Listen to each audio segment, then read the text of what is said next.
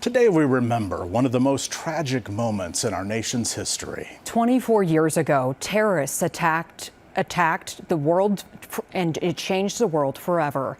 First Alert 6 reporter John Chapman shows us the staggering visual representation of that day that's on display in a Nebraska community. Even the smallest towns in America remember what happened in our country's largest city 24 years ago today. Around 2,000 people live in Bennington, Nebraska.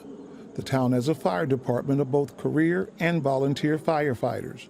They also have a piece of history on display from New York City's most tragic event.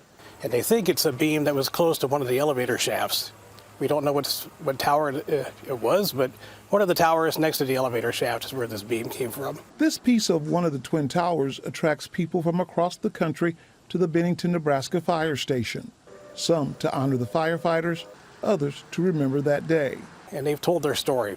Firefighters that were there, that were worked the pile, trying to find victims, to equipment operators that were trying to cut rebar so that the first responders can crawl in and do searches. And having the beam on display reminds us of the sacrifice that they did, trying to save lives and look out for everybody else, knowing they probably weren't going to come out that day. There are 343 flags at the fire station, one for every first responder that didn't come out that day.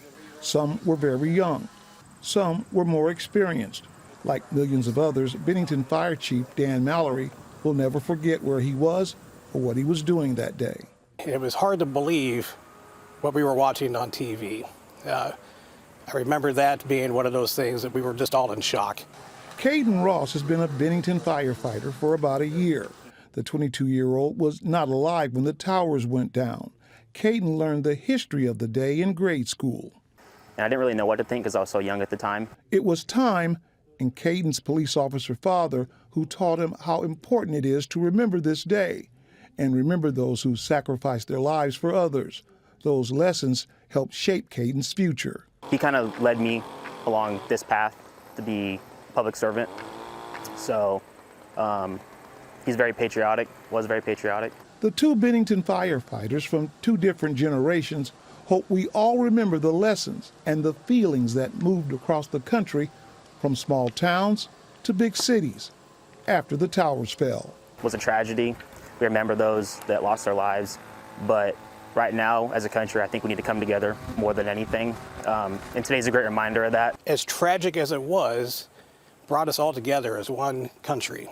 No matter what political view you had, no matter your background, it brought us all together as one. In Bennington, Nebraska, I'm John Chapman, First Alert 6. The Bennington fire chief says the beam came from the Port Authority of New York, conducting a lottery for fire departments across the country. The Bennington Fire Department has an open house right now, so you can view the beam and the flags on display. You have time. It ends in about an hour and a half. It closes up at 7. Again, that's in Bennington.